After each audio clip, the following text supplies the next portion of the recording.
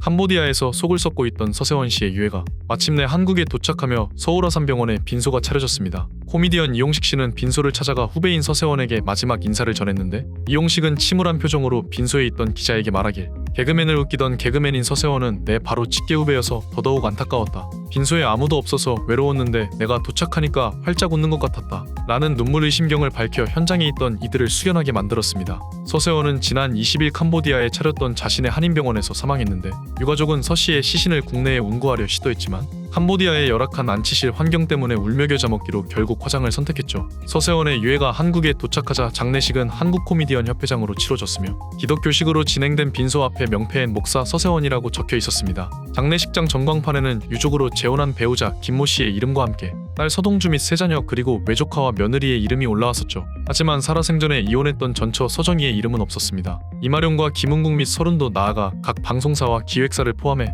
고인과 인연이 있던 각계 인사들이 보낸 수십여 개의 조화를 통해서 비록 잘못을 많이 저지르며 위신과 명성이 떨어진 서세원이었지만 한때나마 그의 전성기가 대단했음을 간접적으로 느낄 수 있는 현장이기도 했죠. 코미디 협회장 엄영수는 빈소를 찾아 다음과 같이 서세원을 추억했는데 내가 갓 데뷔했을 때 이미 서세원은 하늘같은 스타였다. 1981년부터 이듬해까지 운이 좋게도 코너를 함께 했는데 서세원과 함께 활동하며 연예계에서 배워야 할 모든 것을 배웠다. 고인의 사생활과는 별개로 그는 코미디언의 교과서였으며 코미디언이 예능 프로그램을 진행하는 것도 서세원이 없었다면 불가능했을 일이다. 라며 서세원의 영향력에 대해 자신의 소신을 용기 있게 밝혔습니다. 다만 빈소에는 코미디언 외에도 정치인들이 조문에 논란이 되기도 하였는데 이날 빈소를 찾은 이철우 경북도지사는 서세원과의 특별한 인연이 존재했었죠. 서세원은 2008년 총선에 출마했던 이철우 도지사를 도우려 김천을 방문했다가 검찰 조사를 받는 우여곡절을 겪으며 이철우 도지사와 친분을 이어왔습니다. 또한 빈소에는 이철우 도지사 외에도 주호영 의원이 모습을 보였는데 마찬가지로 서세원은 2008년 총선 당시에 주의원의 지역구를 방문해 도움을 줬었습니다.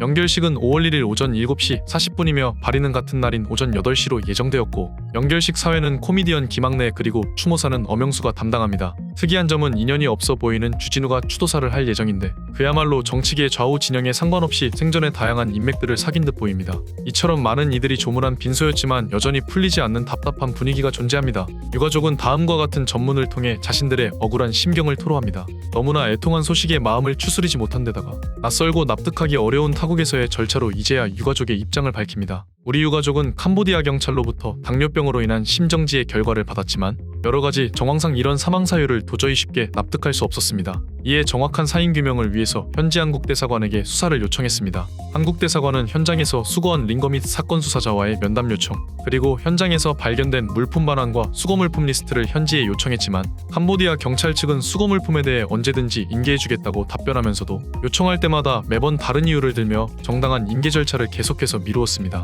애당초 우리 유가족은 고인을 한국으로 운구할 계획을 하며 캄보디아에 입국했습니다. 그러나 고인이 안치되어 있는 동안 캄보디아의 안치실은 너무나 열악했습니다. 안치실 문이 수시로 열리고 있어 온도가 정상적으로 유지되고 있지 않았고 무더운 캄보디아의 날씨와 운구를 이동하는 절차가 매우 복잡했기에 길게는 한 달이 넘게 소요되는 막막한 현실에 좌절하고 말았습니다. 이러한 환경 속에서 시간이 갈수록 온전히 보존되기 어렵다고 판단하였고 결국 피를 토하는 심정으로 현지에서 화장을 진행하기로 결정했습니다. 마지막으로 많은 도움을 주신 교민분들과 따뜻한 위로를 주신 모든 분들에게 감사드립니다. 라며 캄보디아에서 겪었던 일들에 대해 담담하게 억울함을 드러내었습니다. 특히 서동주는 캄보디아와 한국을 오가며 변호사의 입장에서 진실을 찾기 위해 애썼습니다. 하지만 캄보디아 수사기관의 비협조로 인해 현지에서 취득하는 정보가 제한적이다 보니 결국 절대 반대하던 화장을 하게 되어 빈소에서 침울한 표정을 내내 드러내었는데 그녀는 무언가의 여운을 주는 짧고 간결한 입장을 밝혔습니다. 고인이 되신 아버지의 비보에 제가 경황이 없어 발표가 늦어졌습니다. 슬픔을 이루어 말로 표현할 수 없지만 다른 유가족들과 최종 상의한 끝에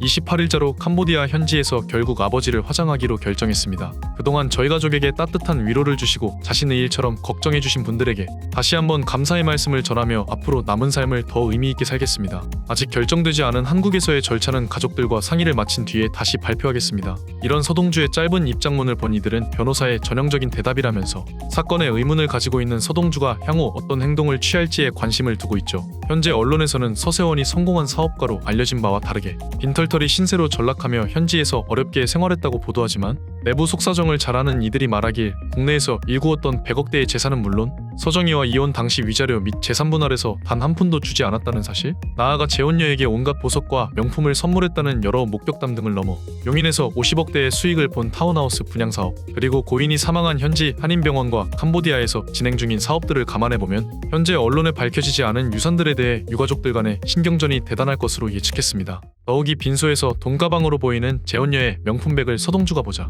예민한 부조금 문제까지 언쟁이 벌어지며 큰 고성이 오갔다고 전해지네요.